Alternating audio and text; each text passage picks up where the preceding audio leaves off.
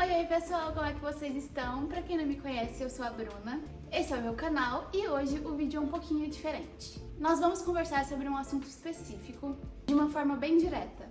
No meu antigo canal, pra quem acompanhava estilos alheios, eu fazia vídeos assim, mas eu ainda não tinha tido coragem de trazer esse formato pra cá, porque me dá um pouco de vergonha no início, mas hoje eu decidi começar. E assim, é difícil se propor a falar sobre algo, entendendo que não sabemos nada sobre nada, e que aquilo pode tocar pessoas de formas diferentes que a gente não tem controle. Mesmo assim, hoje eu decidi falar sobre um assunto que faz parte do meu dia a dia, da minha rotina, mas que eu já adianto, eu não tenho nenhuma formação técnica sobre, não sou especialista em nada do que eu vou falar. É tudo com base na minha vivência e no que eu observo nas pessoas ao meu redor.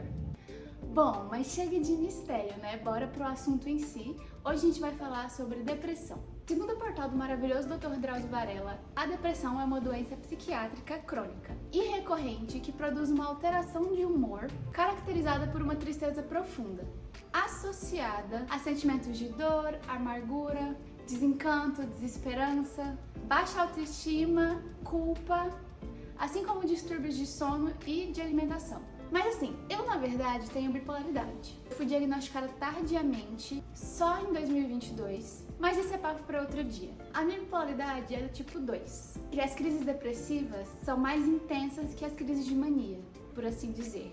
Por isso, antes de 2022, eu fui diagnosticada com depressão só, pura e simplesmente, e eu era tratada para depressão pura e simplesmente, o que é um tratamento completamente oposto ao da doença da bipolaridade, para quem entende. Mas enfim, isso é papo para outro dia, foi só para contextualizar vocês. De qualquer forma, eu luto com a depressão desde os 9 anos de idade, porque dentro da bipolaridade a gente tem depressão, mas o tratamento é diferente. Enfim, e esse vídeo é um pouco para quem não entende nada sobre depressão, para quem está começando a sentir alguns sintomas e está com medo de estar tentando entender o que está sentindo, para quem foi diagnosticado recentemente, para quem simplesmente busca uma identificação, sabe? Porque a gente se sente muito sozinho nessa jornada. Por mais que tenha pessoas que gostem da gente, que entendam a gente se sente muito sozinho nessa jornada. Então vamos começar falando sobre o pré-crise, né? O que acontece antes da crise de fato começar? Existem alguns sintomas que eu chamo de sintomas que alguns são comuns a todo mundo, outros são mais específicos. Eu vou falar um pouquinho sobre eles. E a ideia para esse vídeo, na verdade, surgiu por causa disso, porque eu fiz um vídeo pro TikTok com os meus pré-sintomas da depressão, e isso viralizou e as pessoas se identificaram muito e começaram a debater, tipo, eu sinto isso, eu sinto aquilo, nos comentários, foi bem interessante. E aí eu falei, por que não transformar isso em um vídeo maior que fale sobre o pré, sobre a crise e sobre o pós, né?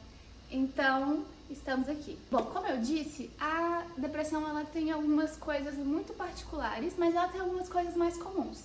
E entre essas coisas comuns, que praticamente todo mundo sente, estão a desmotivação para a higiene. Então você, de fato, começa a não querer tomar banho, a não querer escovar os dentes, a não querer pentear o cabelo, a não querer trocar de roupa, a não querer fazer coisas que são básicas da higiene diária e que parece muito sem noção a gente falar sobre isso, mas acontece. A gente não quer cuidar de si mesmo porque a gente não tem motivação, porque a gente não tem energia para aquilo. É um mix de sentimentos, assim. Tem também a vontade infinita de ficar deitado.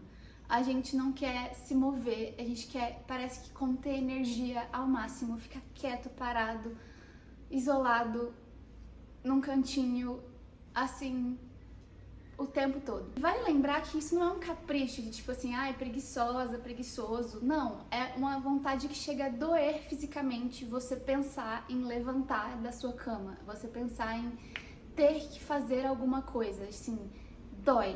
Acho que essa é a característica mais comum de todas, essa de querer ficar deitado, de não necessariamente estar dormindo, porque muitas vezes a depressão ela pode estar associada ou ao sono excessivo ou à insônia. Mas não é sobre querer dormir, é sobre querer ficar parado, sobre querer ficar, sabe, em posição fetal, assim, e não fazer nada. A bagunça é outra coisa que eu observo muito no meu processo depressivo. Quando eu tô começando a ficar depressiva, eu paro de organizar o meu quarto principalmente, mas a casa no geral, começo a bagunçar, começo a, tipo, tirar a roupa do guarda-roupa e jogar em cima da cama, jogar no chão. Os livros eu vou acumulando um em cima do outro em qualquer canto. Vai virando um caos, assim, tipo, bolsa, sapato, tudo misturado, tudo jogado pelos cantos, assim.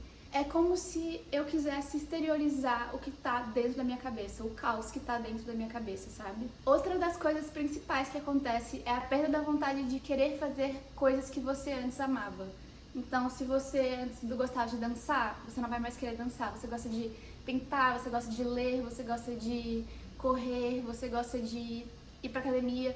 Você não vai querer fazer nada, sabe? Tipo, você vai perder a motivação pra fazer aquelas coisas que você ama, pra fazer aquelas coisas que te davam prazer anteriormente, que era o que te motivava no dia. Você não vai querer fazer aquilo.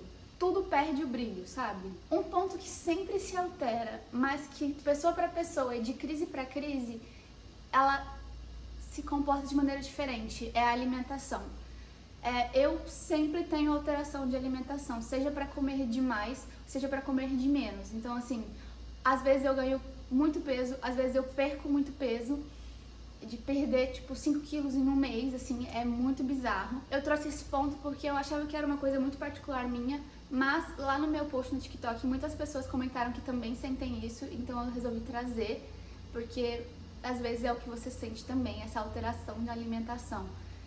Ou então algumas coisas pontuais, tipo comer muito doce, comer muito salgado, pode acontecer também. E esse aqui é um ponto que eu também achava que era muito particular meu, mas outras pessoas comentaram que tem essa mesma dificuldade, eu começo a querer parar de tomar a minha medicação.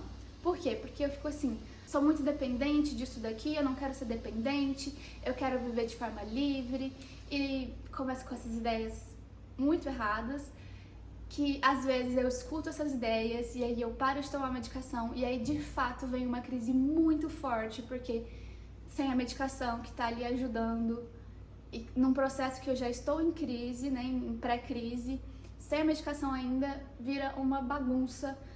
E aí eu entro num buraco muito fundo. E aí vale lembrar que os remédios, eles não evitam as crises 100%, né? É impossível evitar uma crise 100%.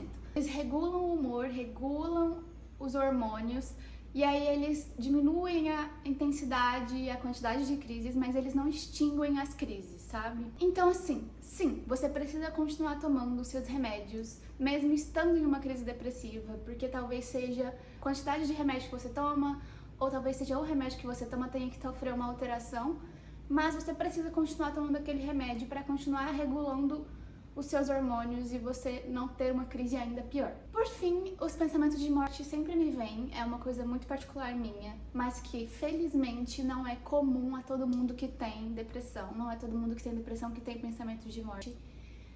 E que bom, graças a Deus. Eu fico muito feliz que tenham pessoas que não sintam isso. Ditos os sintomas pré-crise, agora eu vou falar um pouquinho sobre o que se passa na nossa cabeça quando a gente está em crise propriamente dita, tipo, o negócio já tá instaurado mesmo, sabe? E novamente, tudo o que tá sendo dito aqui é com base na minha vivência, nas coisas que eu sinto e nas que eu observo em outras pessoas ao meu redor, né, amigos, familiares, tá bom? Então, assim, pra mim, a depressão é um vazio. É como se eu estivesse sentindo tanta coisa, que por fim parece que eu não tô sentindo nada. E aí eu me sinto vazia. Eu me sinto anestesiada. Nada me comove, tudo me entristece. E, gente, é uma sensação desesperadora sentir que não sente nada. Eu poderia fazer loucuras pra sentir alguma coisa, sabe? Eu me sinto como um brinquedo quebrado que não tá executando a sua função principal, que nesse caso é viver. Eu não consigo viver. Tudo parece desconfortável e ao mesmo tempo confortável demais. É como se você tivesse entrado numa zona de conforto totalmente desconfortável e você não consegue sair daquilo. Tudo anda devagar, quase parando, e o mínimo de movimento é vitória. Uma voz no fundo da minha cabeça fica martelando 24 horas por dia todas as piores coisas que eu posso pensar sobre mim mesma. Então, todas as minhas inseguranças vêm super afloradas e essa voz na minha cabeça fica falando, tipo, eu sou insuficiente, eu sou burra, eu sou chata, eu sou... Enfim, todas as coisas que eu sempre penso de mim mesma. em algum nível, é enlouquecedor em certos momentos. E assim, é muito difícil fazer as pessoas entenderem o que você tá passando. Eu super entendo isso. Porque ainda é muito tabu, né? Tipo, hoje em dia nem tanto. Era muito antigamente, quando eu comecei a tratar sobre isso, assim, era muito tabu. E as pessoas não entendiam e as pessoas não queriam entender, sabe? Porque elas viam aquilo, elas ficavam meio... não quero distância disso. E aí era complexo pra você tratar aquilo, sabe? Enfim, as pessoas entenderem que não é uma frescura, não é preguiça, não é uma performance, não é um capricho, mas uma doença que precisa ser tratada como qualquer outra doença, como uma gripe. Uma parte também muito difícil é achar bons profissionais pra te acompanhar nesse processo de crise, né? E também lembrando que a gente tem que manter o acompanhamento posteriormente às crises, pra cuidar mesmo, acompanhar e tudo mais. Uma boa psicólogo é fundamental pro seu tratamento. Às vezes você vai mesmo demorar a achar alguém que você se sinta confortável pra se abrir, pra falar as coisas que você tá passando. E isso é um fato irritante, porque não tem muito o que fazer, você tem que buscar e tentar, e na tentativa e erro, você vai achar uma pessoa que dê certo com você, que você se comunique bem com essa pessoa, que você goste da abordagem dela,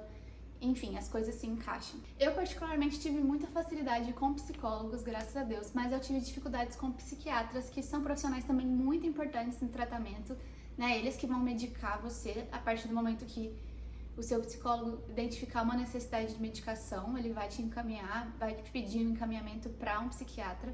Eu tive mais dificuldade com o psiquiatra, não gostava muito do psiquiatra que eu ia, ele não me escutava muito bem, a gente não dava muito certo. E aí hoje eu vou em uma profissional que é muito boa, que me escuta, que me entende, é tipo um alento mesmo, sabe?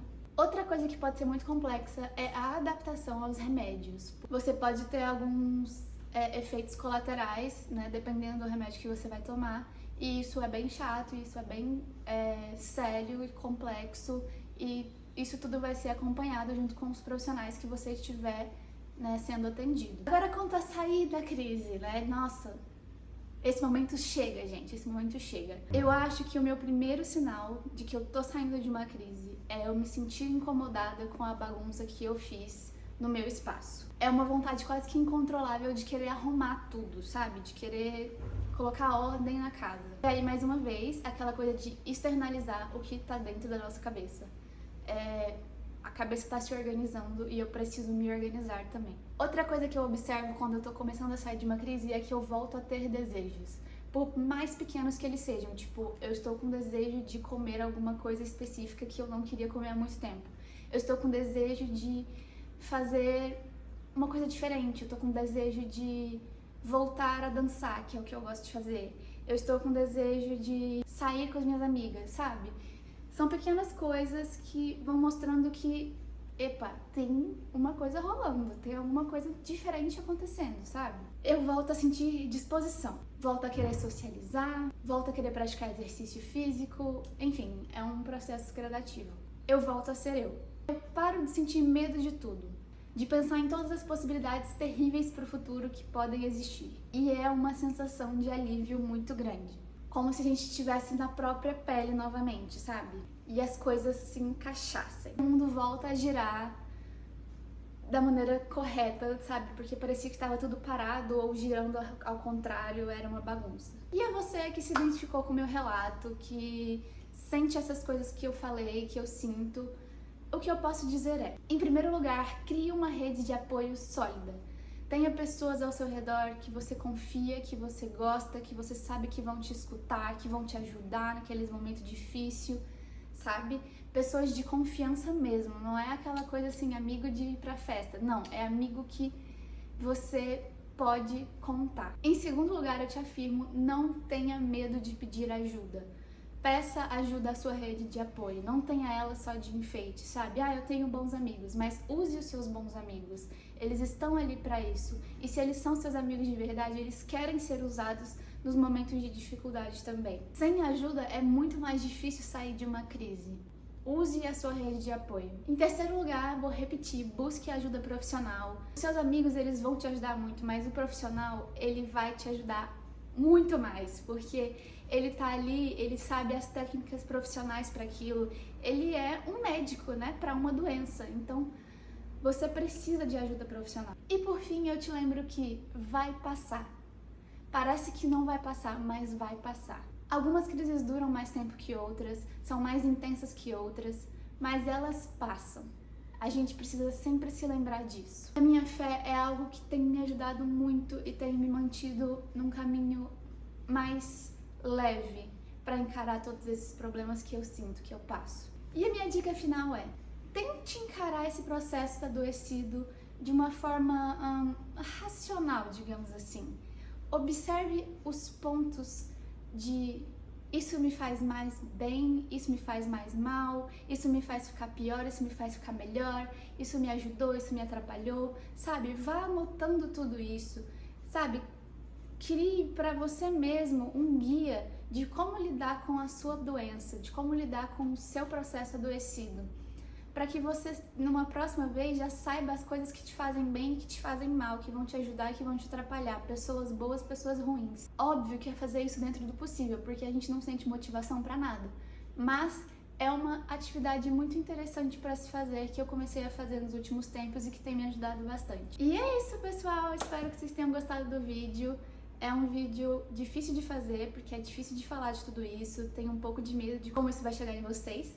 Mas eu acho que é um vídeo importante e aproveitando o Setembro Amarelo para colocar isso no mundo, e espero que vocês tenham gostado de acompanhar um vídeo diferente por aqui, tá bom? Um beijo e até a próxima!